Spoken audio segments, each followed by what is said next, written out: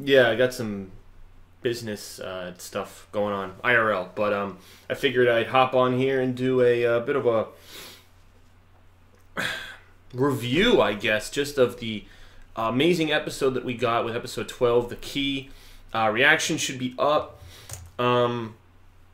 Hopefully a lot of the audio problems that I was having in episode 11 were fixed. Seems like they were for the most part.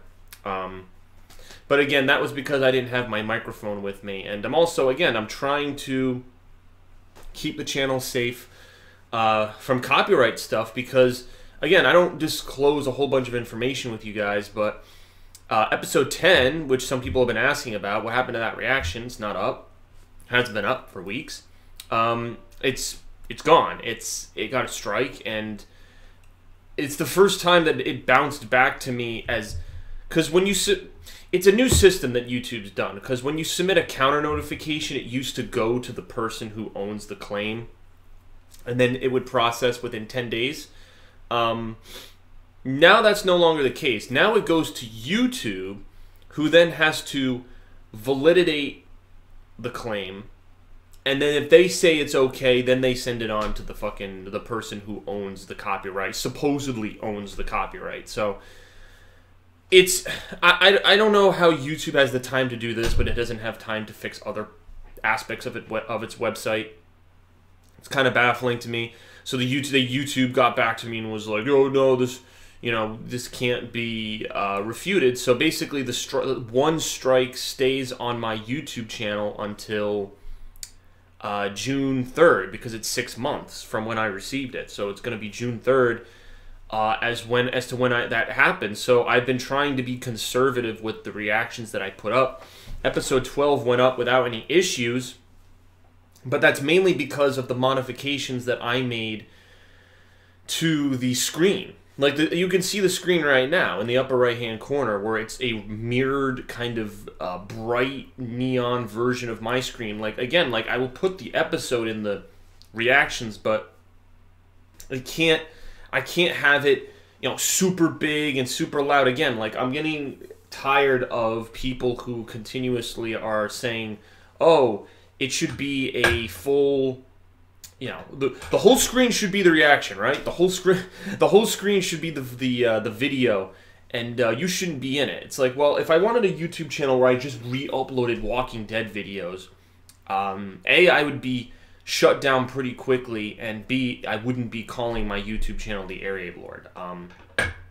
That's not what I want the channel to be. I do these so I can react with my friends, have fun, and then do reviews of the episode after, especially for a great episode that we just had. So I am not indulging any of these making the screen big. Like, I'm trying to protect my YouTube channel, because if something happens and one or two more strikes get docked onto the channel, then all of the videos go away. Then you're not watching any of the videos. And again, people don't seem to understand this, and people who aren't content creators on YouTube don't understand this, and will make demands of me, and I'm not responding to it. I don't reply to comments that address this type of stuff.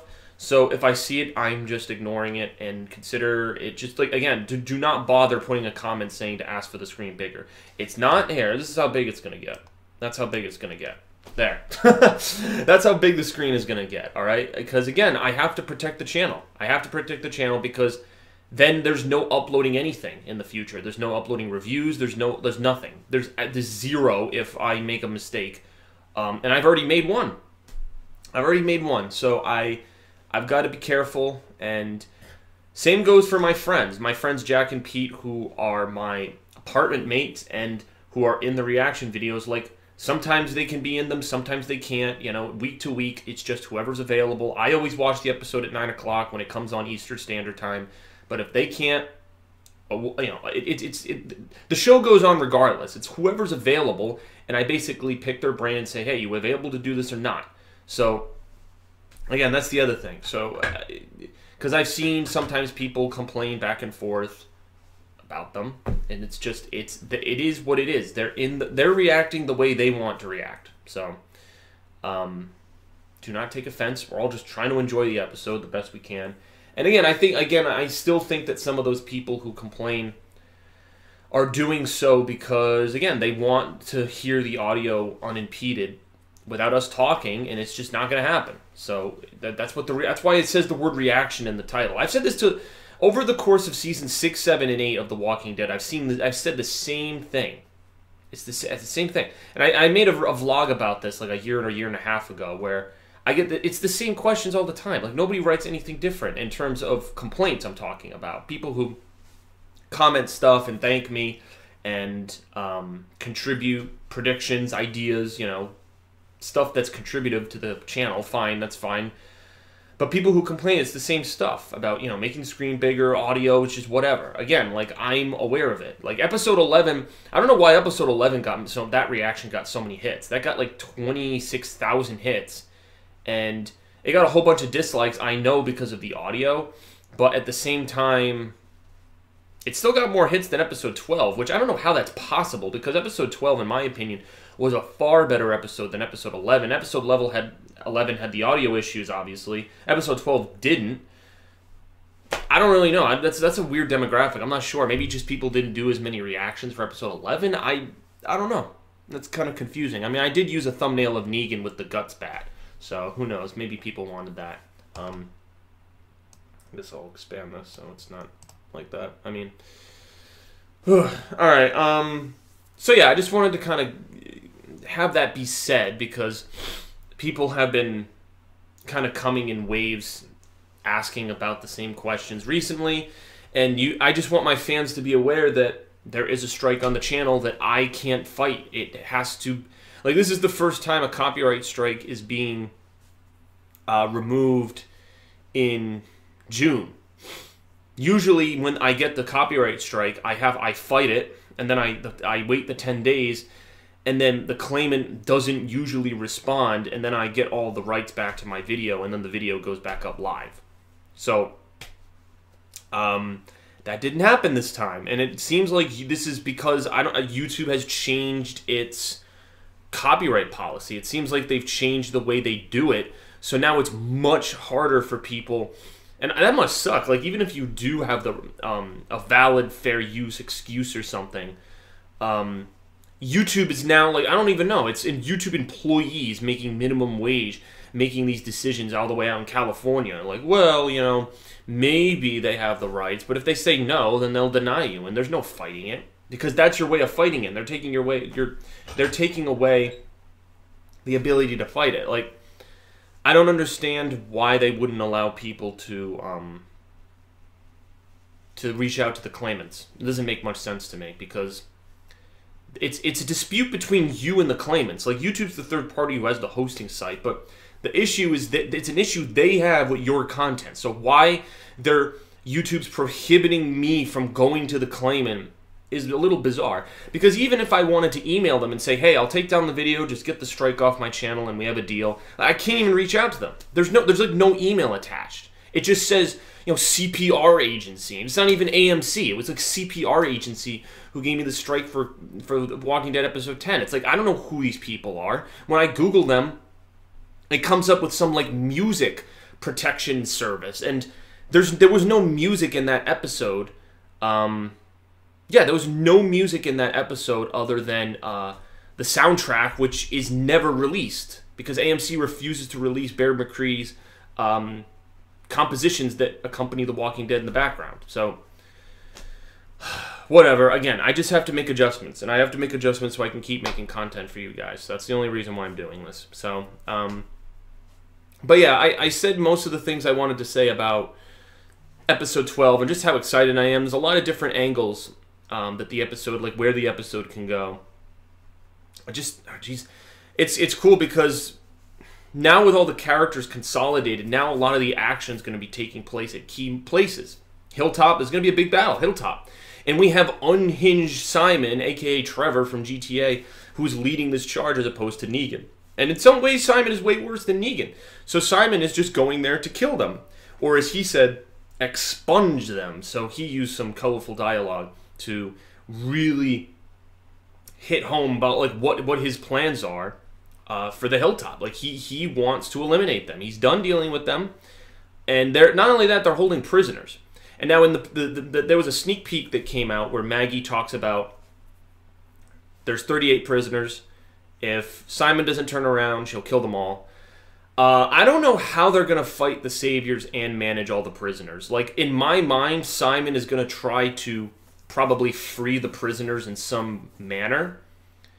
And then, like, basically create, like, a riot within the hilltop. Like, free the prisoners and have them turn on the hilltop from inside and then try to attack from the outside. That's the only way I can see this working. From the sneak peek, it looked like they were pretty coordinated.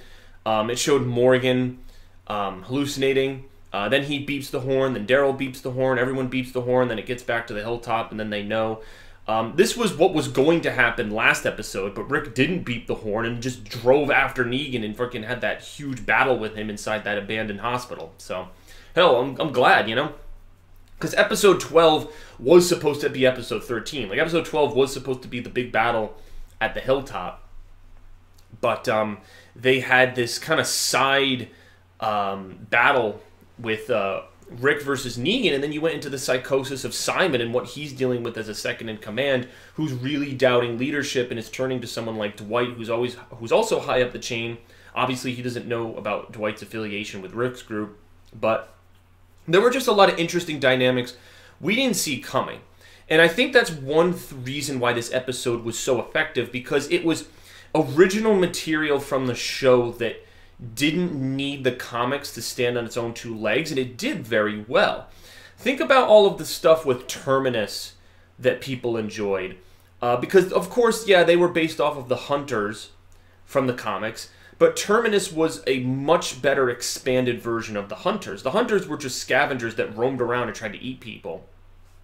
But Terminus was a full warehouse. It was a train station that they had turned into a slaughterhouse to eat people, and it was a place that they lured people, and that's how the group got together. And it was just a clever way of taking something that was very basic in the comics and then expanding upon it more in the show. And I think that they did that here. You know, since Simon's not in the comics, they wanted some way of expanding the show and giving it that feel of disorder and chaos. And it's making more sense to me why they killed Gavin, because the only top leaders, other than Regina and Eugene, I mean, we don't really know much about them anyway. It seems like they're pretty low tier. Well, I mean, obviously Eugene, it seems like he could turn on Negan at any point, but he's a fucking coward who's just making them bullets. I really don't know. I mean, again, there are many topics we could make, but I don't know how Eugene is going to redeem himself. Like, the only thing he did was let Father Gabriel and Dr. Carson escape, which was all for nothing, because Carson died and Gabriel was brought back. So, other than that, like, he's making bullets for Negan. Unless he gives those bullets to Rick's group in a swap, I don't see another way. Hell, Eugene thought he was screwed in episode 11. Remember when he's bowing and kneeling and Negan's like, look who I found, and he's like, oh shit, am I in trouble? And he wasn't in trouble, but he was pretty damn close to being in trouble. So, you know, you gotta figure what's his end game? Like, he's just a coward, and he's pissed off so many people by just doing the things he did. I mean, he full out said in the season 7 finale, he said in front of Rick's group, I am Negan. I am not on your side anymore. Unless it was some sort of ploy. But again, like, I would just see that as lying. Like, he's a total coward. And it pisses me off because this is somebody who at the end of season 6 I thought was turned into a fighter. Abraham was so proud of him. He drove the RV into the sunset. Obviously got captured, but it was a brave act of heroism.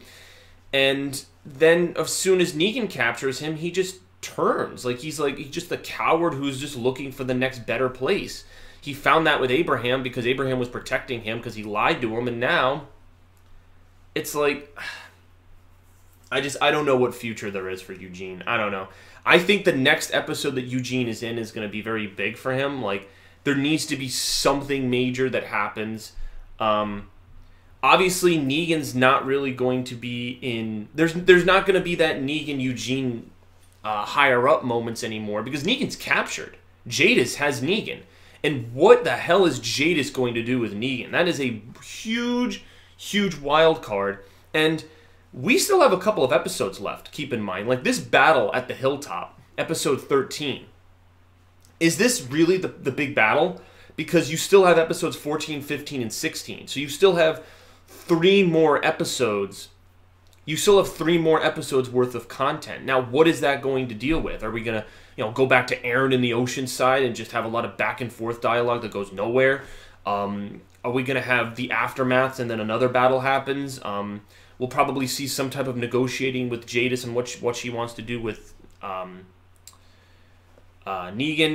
I'm trying to think of how they can fill the time. I mean, obviously, we need to watch this Sunday's episode and assess it.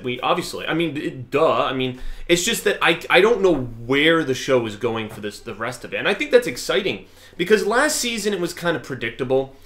It was just them building up forces, and you could tell. You're like, okay, Rick's episode 12 of last season. Think about Rick was just scavenging weapons with Michonne. And what came of that? That was, some people, that was the CGI deer episode, right? But nothing really happened in that episode. Sure, it was important because we got Rick and Michonne's, a dynamic between the two. But what really happened in the episode? Like, nothing really happened in the episode. Nothing. Nothing really happened.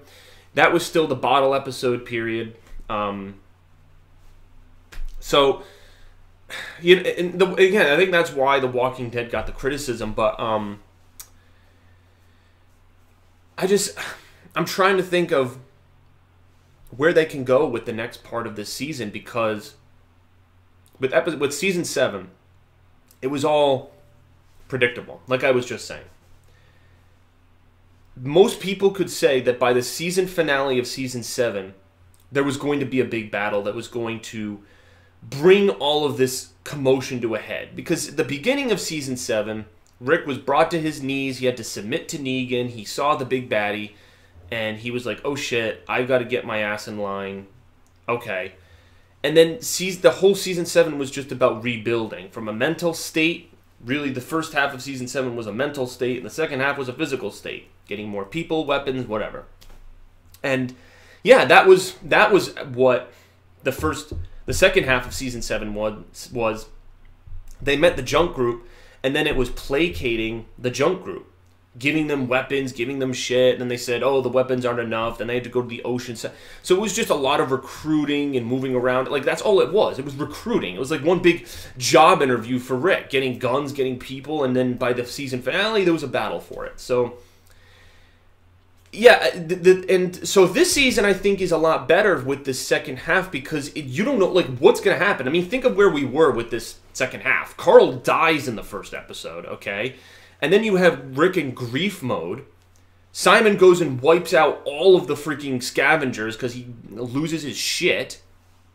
You have this dynamic with Dwight. You don't know, obviously he's on Rick's side, but you don't know if Negan's going to find out. You don't really know how that's going to turn out. You have Sadiq as a new character who came in. And then, of course, Negan's using the guts tactic, and you think, okay, this is going to be Negan making his demands at Hilltop. But then Rick throws a monkey wrench, chases Negan, puts up a really good fight. Negan gets away, but then gets captured by Jadis.